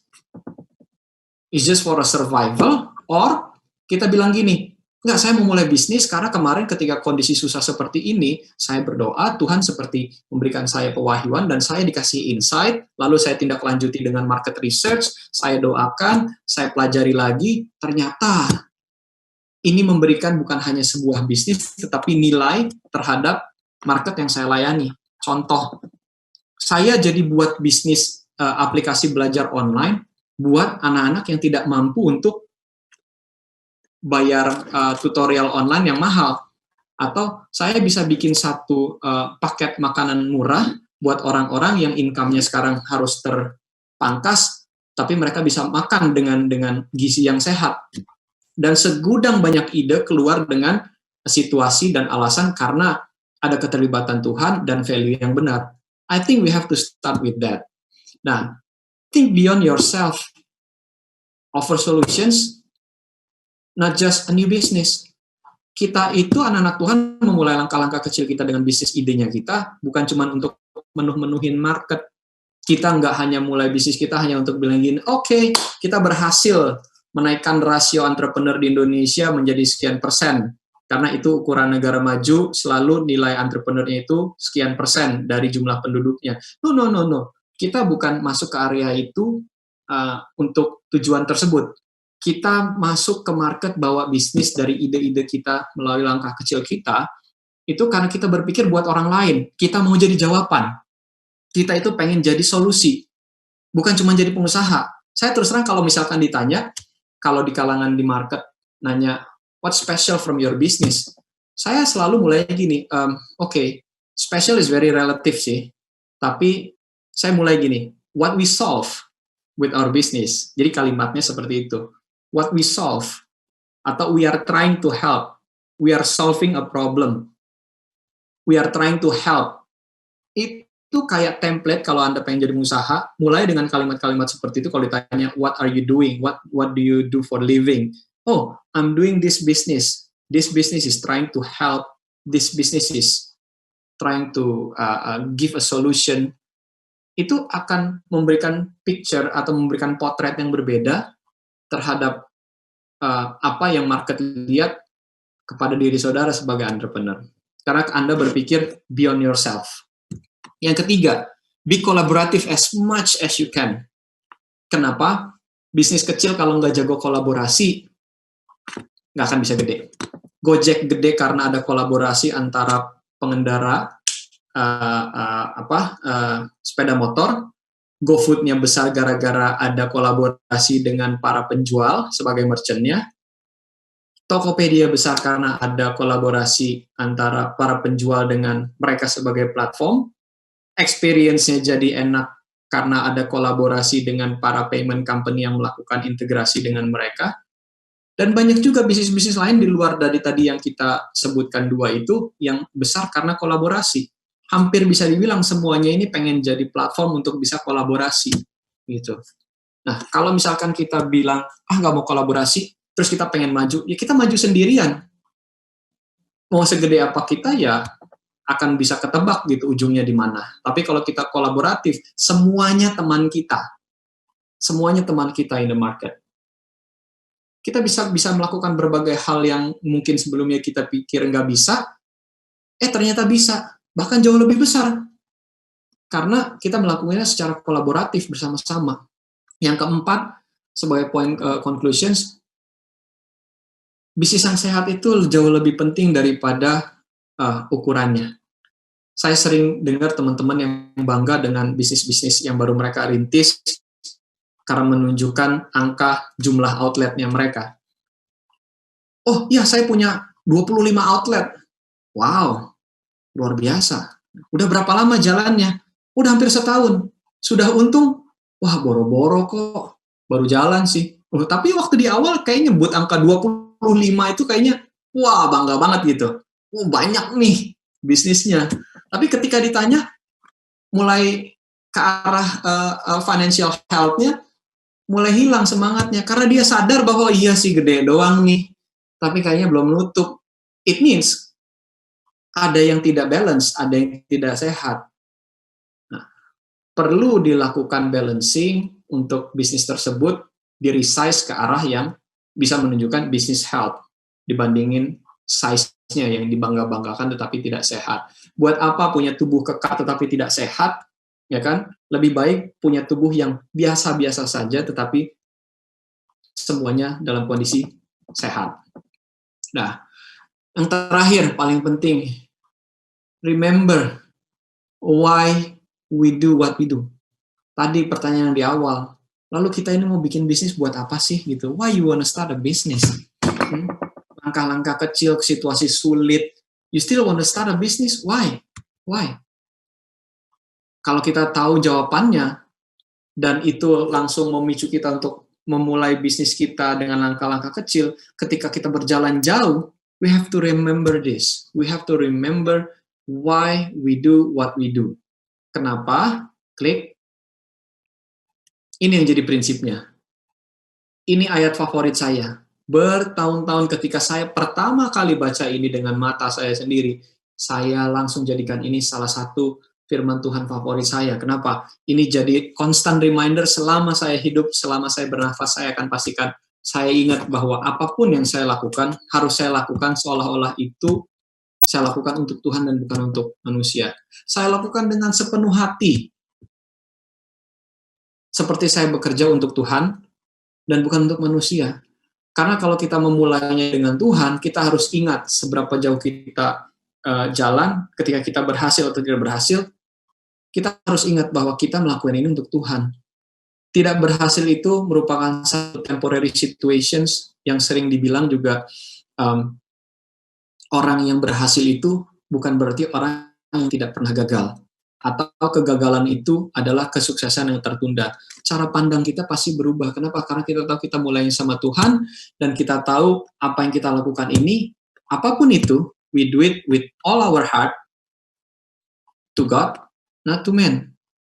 Nah, walaupun kita lakukan itu kepada manusia, tetapi kita lakukan kepada manusia karena dasar kecintaan kita ini terhadap Tuhan, kita buktikan lewat serving others, build a business beyond ourselves, build a business yang healthy karena kita mau melakukan semua yang dipercayakan ke kita dengan penuh tanggung jawab, dan ujung-ujungnya ketika bisnis ini atau Anda semua dipuji dan diberikan komplimen terhadap apa yang Anda lakukan dalam bisnis, kita bisa bilang gini, no, it's not me, it's God, it's because of God. Kalau kita nggak bisa kembalikan kemuliaan apa yang kita kerjakan itu kepada Tuhan, ada yang salah sama hati kita. Kita harus bisa kembalikan apapun itu. Sebesar apapun kredit keberhasilan dari bisnis kita, kita harus bisa bilang bahwa kita mulainya langkahnya kecil, but we started with God. Therefore, untuk itu, semuanya ini kemuliaannya kita kembalikan kepada Tuhan. Nah, bayangin kalau misalkan kita survive kondisi COVID ini dan memulai langkah-langkah kecil seperti ini, besok-besok kita bisa bilang sama situasi, whatever the situation, as long as God is with me, who will against me? Problem boleh muncul, tetapi Tuhan kita adalah Tuhan yang penuh dengan solusi. Dan kita sebagai anak-anak Tuhan yang selalu membangun relationship kita dengan Tuhan, kita tidak pernah punya kekhawatiran bahwa apakah kita akan bisa survive situasi-situasi sulit atau tidak. Kenapa? Karena Tuhan ada sama kita. Kita pasti survive. Terlepas kita bikin bisnis atau nggak bikin bisnis, itu urusan nomor 2, nomor 3. Tapi kalau kita mau bikin bisnis, ya ini adalah langkah-langkah praktikal yang sederhana, yang dimulai dengan cara kita melihat, lalu melakukan bagian kita, melibatkan Tuhan, dan memberikan itu kepada market, yang tidak memikirkan diri kita sendiri saja, dan ujung-ujungnya kita memuliakan Tuhan lewat bisnis ini. Saudara dapat sesuatu siang hari ini? Ada yang merasa Tuhan bicara sesuatu saat kita berdiskusi siang hari ini? If yes, tolong lambaikan tangannya. Saya berdoa buat saudara semua untuk apa yang saudara sedang gumuli, sedang pikirkan untuk bisa dieksekusi, bisa dilakukan dengan bantuan dari materi workshop yang barusan kita dengar ini. Terima kasih untuk waktunya teman-teman sudah mendengarkan. Saya sudah selesai untuk membagikan materi workshopnya. Saya kembalikan waktunya untuk Pastor Iman untuk bisa kita lanjut ke agenda berikutnya. Apakah ini kita masuk ke Q&A langsung? Oke, terima kasih Pak Rian. Wow, Luar terima biasa. kasih banyak juga dengan Koiman. Thank you, Kita Mr. beri tepuk tangan Rian. dulu nggak untuk Koiman dan Pak Rian? Teman-teman mohon maaf karena keterbatasan waktu kita, jadi Yeah, hanya ada beberapa pertanyaan saja yang our time is very short, so only a few sebentar ini. questions. Halo, yes. Hanya ada beberapa pertanyaan saja yang akan kita Maybe question that lontarkan can be answered. karena waktu, dan teman-teman jangan takut karena video But, ini semua your- direcord, tapi jawaban dan pertanyaannya nanti yang belum terjawab kita akan jawab secara pribadi. Seperti itu ya. Atau secara offline, atau Offline. lewat podcast Yep. atau di channel YouTube kita Yep. kita akan bahas. Ya. Langsung saja. Oke, langsung saja ya. Pertanyaan pertama ini Pertanyaan pertama. untuk Koiman atau Pak Rian yang bisa jawab. Yang pertama adalah bagaimana cara kita menjadi problem solver? Nah, pertanyaan yang enteng-enteng dulu aja. Silakan bisa Silahkan, mari. dijawab. Menarik sih ini. Ada orang yang bertanya pertanyaan ini juga beberapa waktu yang lalu, bagaimana caranya dia bisa menjadi seorang problem solver. Nomor satu, saya tanya, kamu sekarang ada di mana posisinya? Hidupmu nyaman-nyaman aja nggak? Semuanya baik-baik aja nggak? Oh, oke. Kalau misalkan jawabannya, iya saya nyaman-nyaman aja, semuanya baik-baik aja. All good. Kalau gitu kamu mesti pindah tempat dulu. Pindah tempat kemana? Ke tempat yang banyak masalah. Gitu. Bukan cari masalah ya. Pindah tempat atau lihat ke area yang banyak masalah. Karena dari situ kamu bisa To the area, there are uh, many problems. berpotensi untuk punya You have a potential. sorry saya mesti ini nih. Oke.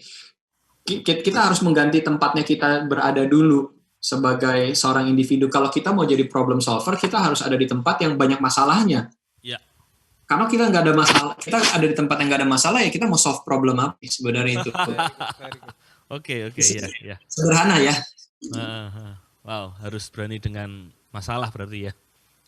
Ya, tapi bukan berarti kita orang yang bermasalah atau cari masalah, bukan. Cuman kita jangan takut sama tempat yang lagi bermasalah, gitu. Oke. Pastor Koi- Iman Koi- mungkin Iman, mau tambahin menambahkan? sedikit. Terima kasih untuk pertanyaan. Ya. Kalau saya tambahin dikit, jadi tadi kan prinsipnya di Kejadian 1 ayat 2 itu Roh Tuhan itu melayang-layang ya. Jadi seperti yang Bro Rian tadi katakan, kita harus itu perhatikan sebetulnya yang terjadi ini ada masalah apa sih yang orang lain sedang alami ini apa, yang di tengah situasi seperti ini tuh yang sekarang lagi dibutuhkan apa.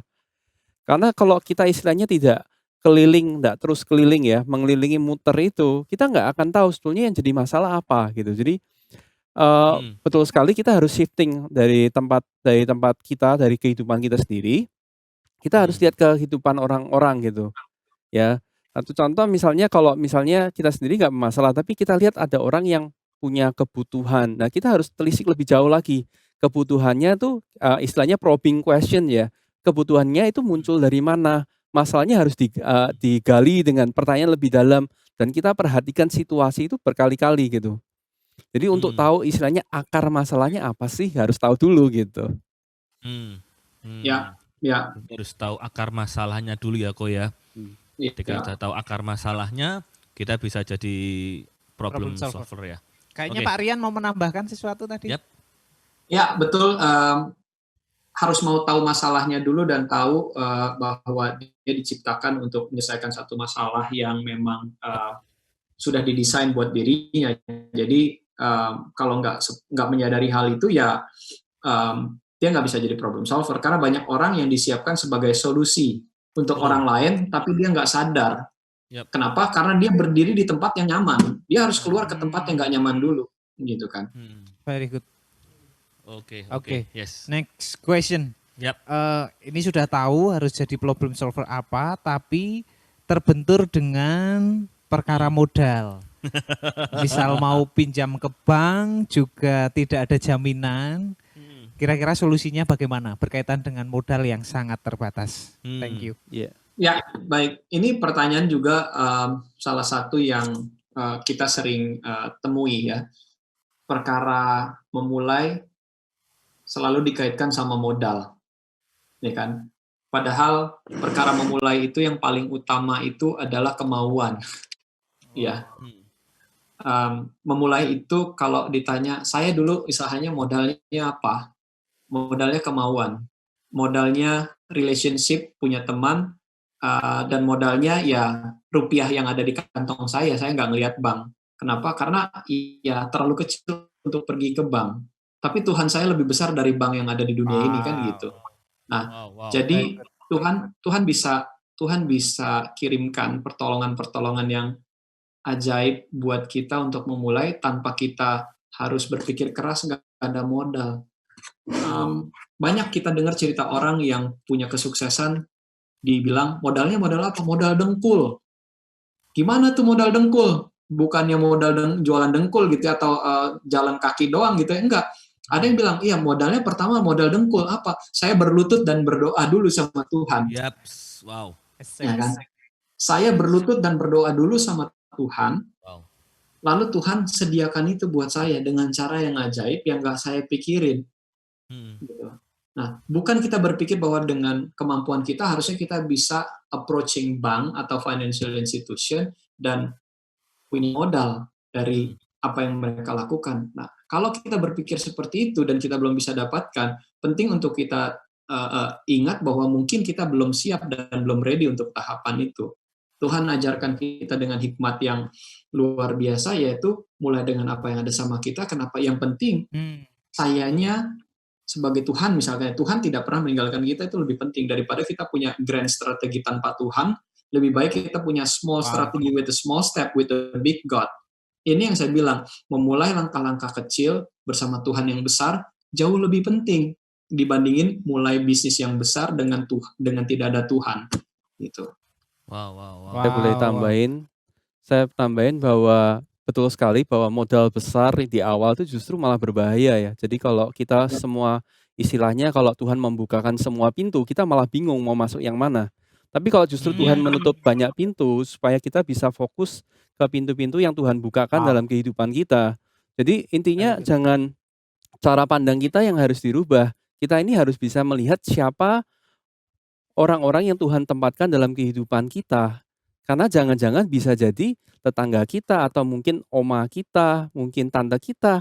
Waktu-waktu kita pitch in, waktu kita cerita ide bisnis kita, ini adalah orang-orang yang tepat gitu loh. Jadi jangan selalu berpikir mulanya harus dengan berhutang terlebih dahulu. Justru itu malah sesuatu yang menurut saya berbahaya. Jadi ada banyak secara pengalaman pribadi saya di mana kadang-kadang pada saat kita mau mulai satu yang baru dalam bisnis, kadang-kadang pemodal kita adalah customer kita sendiri. Ibaratnya kalau kita ikut UF gitu, saya pernah beberapa kejadian seperti begini. Istilahnya, Kak, saya pengen daftar UF Kak untuk 5 tahun ke depan, saya kasih modalnya duluan. Kejadian nyata seperti itu. Jadi dari customer yang sudah punya kepercayaan sama kita, justru dia berani untuk mengeluarkan seperti itu. Itu menurut saya jauh lebih sehat. Karena kita juga dan Oke. Ini ada pertanyaan lagi. Tadi Pastor Iman banyak membahas bahwa bisnis itu tentang kepercayaan. Pertanyaannya, bagaimana cara membangun kepercayaan, mempertahankan kepercayaan, dan memulihkan kepercayaan? Terima kasih. Saya boleh jawab secara singkat ya. Kepercayaan itu punya 2 komponen. Jadi kepercayaan itu pertama bicara soal karakter. Yang kedua adalah yang tidak kalah penting adalah yang namanya kompetensi. Jadi kita nggak bisa cuman istilahnya orang percaya sama aku karena saya orangnya jujur. Saya orangnya baik, nggak nipu orang. Tapi kita juga harus perhatikan bahwa kita ini punya kompetensi, punya ability untuk menjalankan apa yang orang percayakan sama kita. Nggak lucu kan kalau misalnya kita ini karakternya baik, jujur, tapi tadi seperti Kak Rian katakan, nggak punya financial discipline, secara ini aja jeblok, nggak mau bikin BMC, nggak mau bikin bisnis modal kanvas, gimana orang bisa percaya gitu. Walaupun kamu orangnya baik gitu loh istilahnya. Baik itu relatif kan, jadi baik itu berarti kita harus membangun kepercayaan maupun merestorasi kepercayaan dari dua sisi ini. Karakter dan kompetensi. Dua-duanya harus jalan. Very good. Pak Rian mungkin mau menambahkan? Betul sekali. Mempertahankan, memulihkan kepercayaan. Untuk mempertahankan dan memulihkan kepercayaan ini hal yang sebenarnya kita semua udah tahu jawabannya. Kalau kita melanggar apa yang dipercayakan kepada kita, pasti itu akan membawakan kepada sebuah kekecewaan pastinya. Nah, bagaimana memulihkan ya kita harus jujur. Harus jujur dan mau untuk berbesar hati meminta maaf untuk kemudian memperbaikinya.